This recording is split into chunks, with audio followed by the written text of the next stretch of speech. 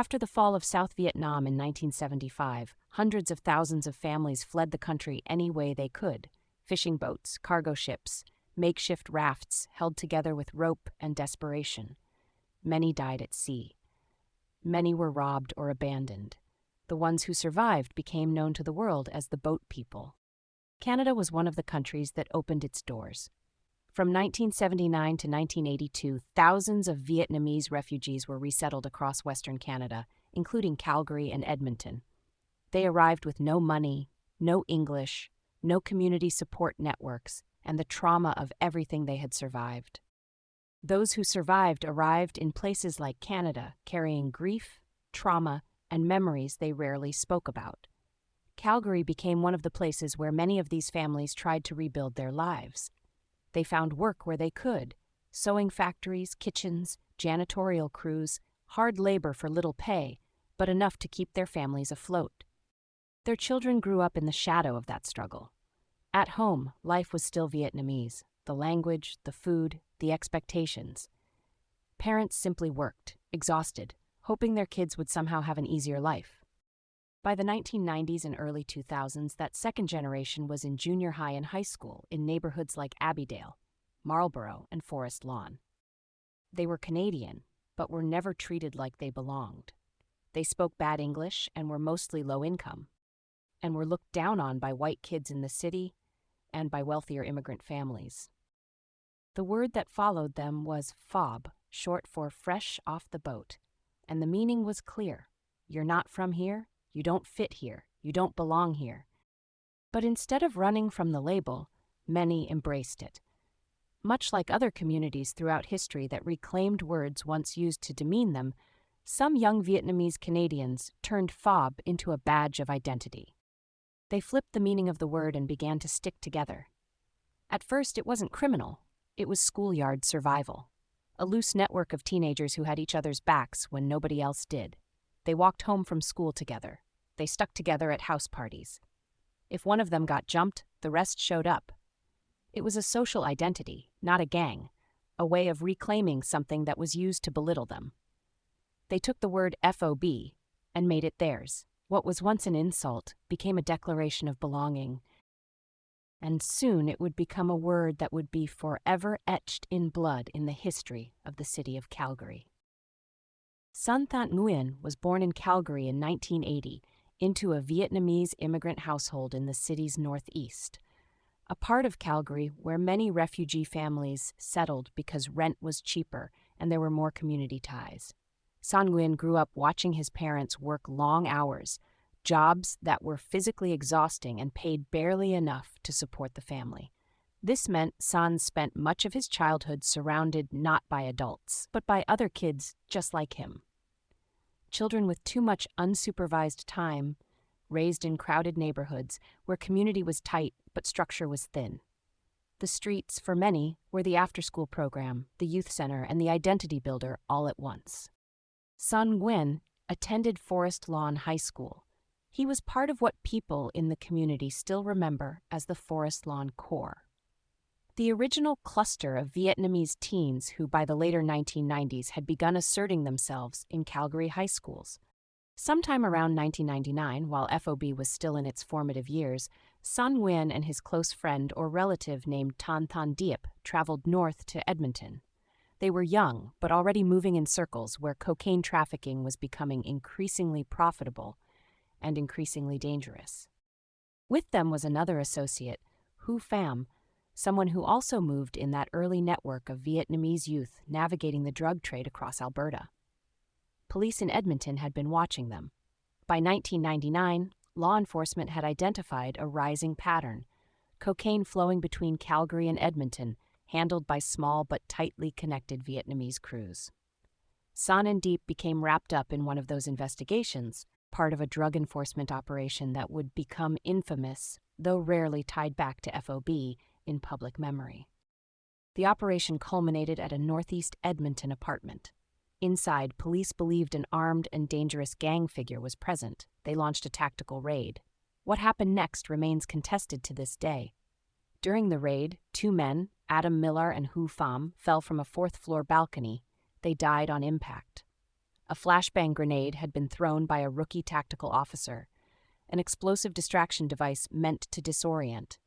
Whether the men jumped in panic, slipped, or were forced toward the balcony edge by the chaos remains unresolved. Both individuals died from massive blunt cranial trauma and skull fractures sustained from the fall. Post-mortem toxicology reports did not reveal evidence of drugs or alcohol. A fatality inquiry was held, trying to determine whether the police raid itself contributed directly to their deaths. The police position was clear. They were the authors of their own misfortune. The families disagreed. Their lawyers argued that the tactical unit treated the deaths as collateral damage, casualties of a growing war against street organizations that were only beginning to take shape. It was the first death linked to the circle that would later be known as FOB. But because it happened in Edmonton, and because Calgary had not yet seen the full scale of violence that lay ahead, the story faded, and it barely gets mentioned by media. Son Nguyen and Tan Thanh Diep were said to have been learning the inner workings of the drug trade while in Edmonton. This was where they were taught how to distribute cocaine using cell phones, a method that would later become known in Calgary as the dial-a-dope system. When Son eventually returned to Calgary, people who knew him at the time described him as having come back as a big-time gangster. Around the year 2000, the gang scene in Calgary was changing. What had started as small friend groups, cliques formed in high school hallways, was beginning to shift into something more structured. They began to form ties with the organized crime networks based around the underground karaoke bars in Calgary's Chinatown. The young men returning from Edmonton, including Son and Tan, brought with them new knowledge about drug distribution and how to organize deliveries. By the year 2000, cell phones were becoming cheaper than ever, and more teenagers than ever before were getting them. For young people already involved in street networks, this new technology offered unprecedented opportunities. Distributing cocaine and other drugs could now be done easier. Orders taken and confirmed by phone, deliveries coordinated by bringing the order to customers' doors. For Tan Nguyen and his circle, this wasn't just convenience. It was a tool that allowed them to scale operations, expand territory, and tighten control over a market that had previously relied on street-level handoffs, pagers, and payphones. The arrival of mobile technology marked a turning point. The transition from small-time deals to an organized, networked system of distribution, setting the stage for the era of dial-a-dope in Calgary. Son and his crew were not invisible to law enforcement. He and dozens of others were swept up in Operation Synergy, the Calgary Police Service task force formed around 2003 to disrupt escalating violence between rival crews, groups the public would later call FOB and FK. Operation Synergy arrested many people across that network. Son was identified in files as an active gang member involved in organized crime activity. The point of Synergy was not only to arrest individuals, but to map relationships, who answered to whom, who ran distribution, who supplied product. Son's name appeared in those investigations repeatedly, and he was later arrested for carrying a concealed knife during one of the sweeps. After being taken into custody, Son was released on bail and placed on probation, bound by strict conditions he had to follow to remain free. Among these restrictions was a ban on possessing firearms, a rule that would later play a significant role in one of the more notorious incidents of his life. By September 2005, Son Nguyen's presence in Calgary's gang landscape had grown considerably. Undercover police officers followed Son to a local shooting range in Calgary, where he was engaging in target practice despite being under a court order that explicitly prohibited him from possessing firearms. This violation immediately placed him back into the legal crosshairs. Authorities moved quickly to arrest him on the spot. Son was taken into custody and spent 4.5 months in jail. The incident also resulted in a lifetime ban on firearms possession, a restriction that would follow him for the rest of his life. This arrest illustrated both his willingness to push boundaries despite the ever-present scrutiny of law enforcement. Calgary police would later confirm that he was considered a person of interest in more than one unsolved homicide in the city. Authorities never released the full details, but the acknowledgement alone spoke volumes about his standing within Calgary's criminal underworld. Though no charges were ever filed, Barry Cochran, who was a Calgary police staff sergeant at the time, was quoted saying, "There has been some talk about that, but if we had enough evidence to support the charges, we would have arrested him." But in the spring of 2006, violence struck close to home for Son Nguyen and the FOB crew.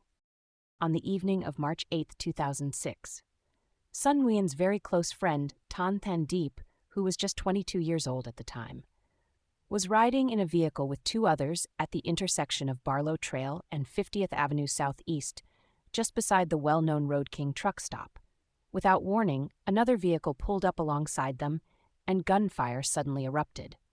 The attack was sudden and brutal. Shots rang out at close range, and Diep was struck multiple times. Miraculously, the female driver escaped unharmed. Panicked, she sped straight to the Peter Lougheed Hospital, racing to the emergency entrance with a dying Tan Thanh Diep in the vehicle. Emergency crews rushed outside to assist, but despite their best efforts, Tan succumbed to his injuries from the gunshot wounds. Witnesses would later describe the horrifying scene, and the event became a topic of conversation across Calgary for weeks. Many who saw the vehicle arrive firsthand were left traumatized by the violence, and the community felt the weight of yet another brutal loss in the city's growing cycle of gang-related bloodshed. Diep's death was not an isolated act of street violence. For friends, neighbors, and police, it was another sacrament in a growing catalog of hits and reprisals that had been building for years. Less than a day later, the city saw a predictable, chilling response. A retaliatory shooting the following afternoon wounded a man in his 20s. The pattern was familiar: a killing, then a tit-for-tat strike that widened the circle of victims and witnesses. To those who knew him, Tan Diep was more than a headline. His death left a raw space that others felt obliged to fill, with grief, with anger, with the heavy machinery of retribution. At his funeral, the gestures were public and deliberate.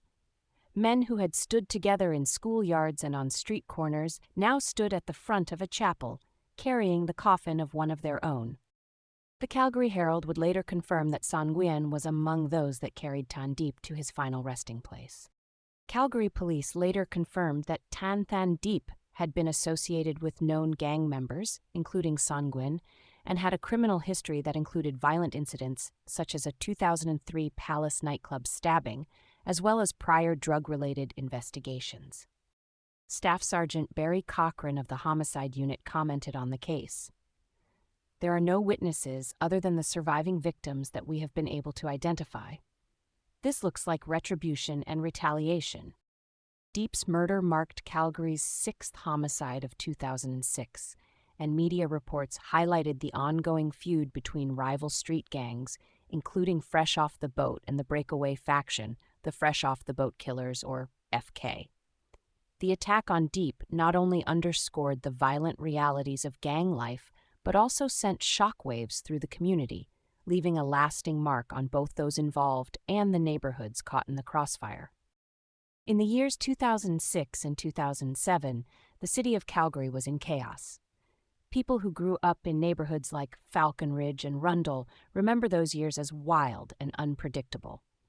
Drug use among young people was everywhere. Cocaine and ecstasy were the most common. The crews had access to large amounts of product, and they flooded the streets with it.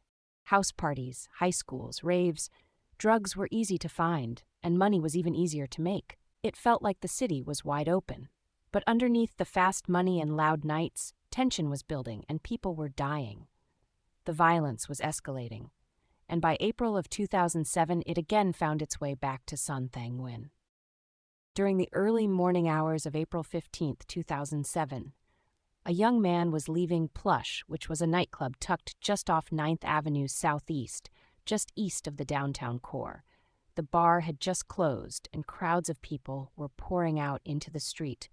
Just as people were starting to clear the area, Calgary police received several 911 calls reporting gunfire. Multiple shots were fired. No one seems to know exactly what started it, but when the chaos settled, one man had been shot, sustaining a gunshot wound to the hand.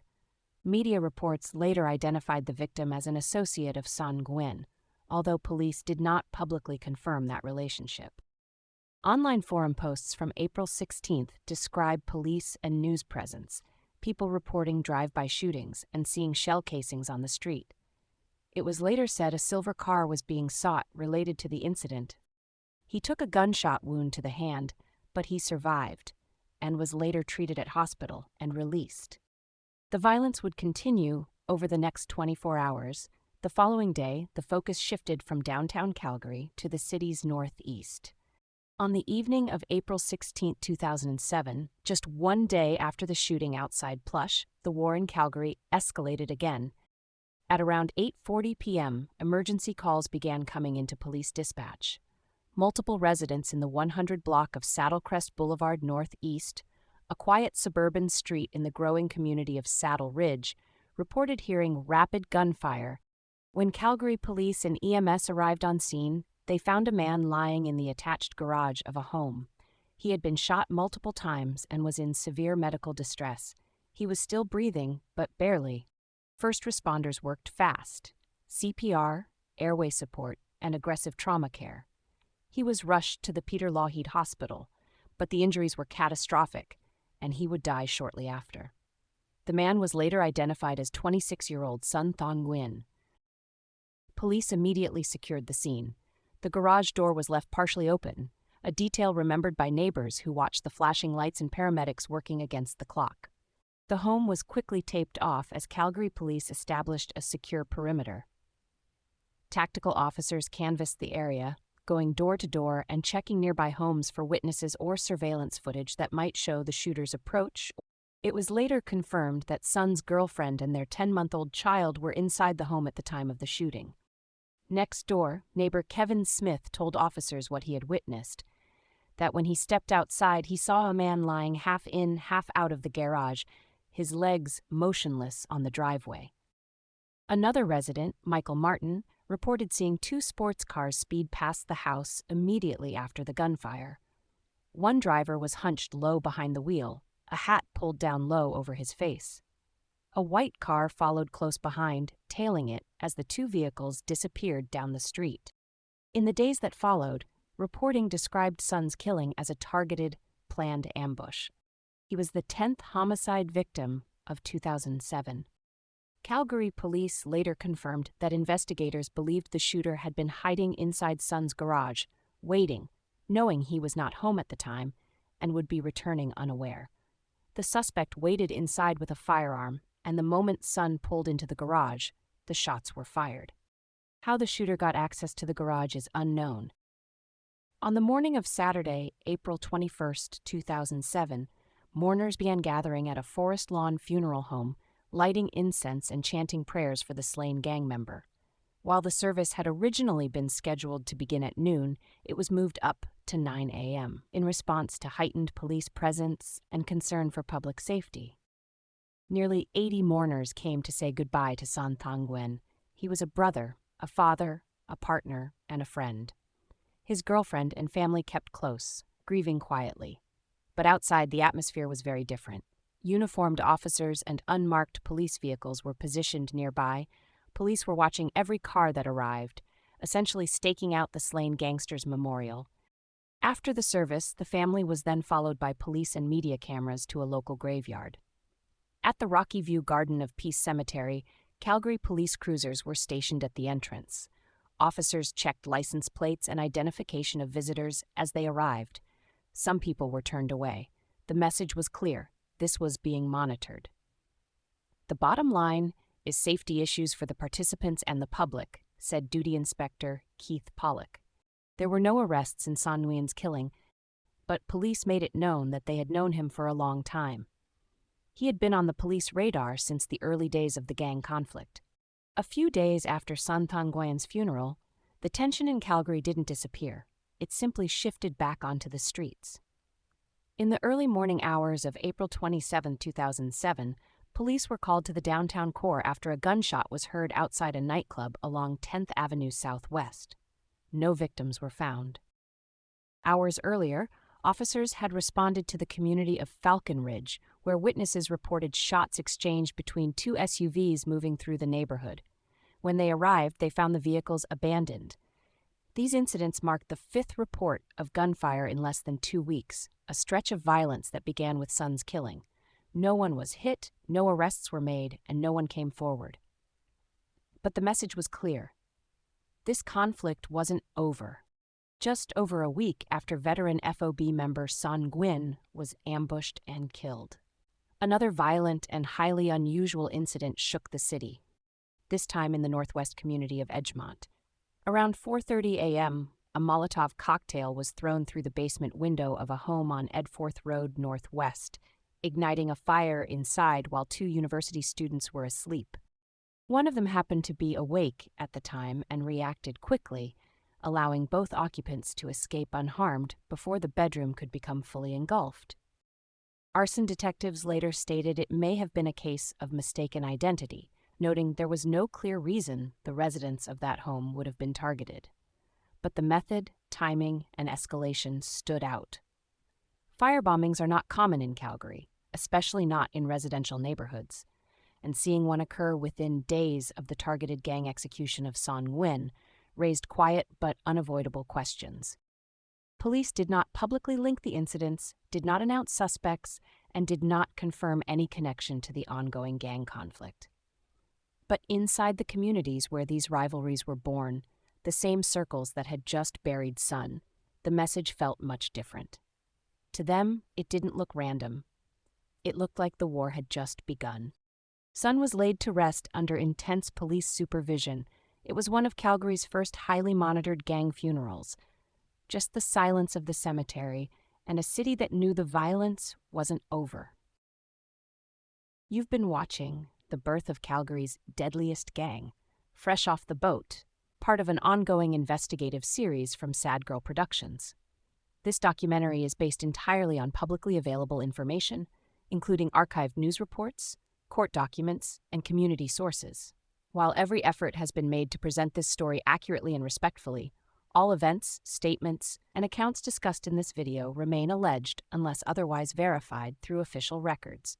The purpose of this series is to document, educate, and analyze Calgary's criminal history, not to glorify, promote, or condemn any individuals or groups involved. Viewers are reminded that many of the details shared in this episode stem from a combination of media coverage, which have not all been independently confirmed. Sad Girl Productions makes no claim of factual certainty regarding any individual's actions or involvement.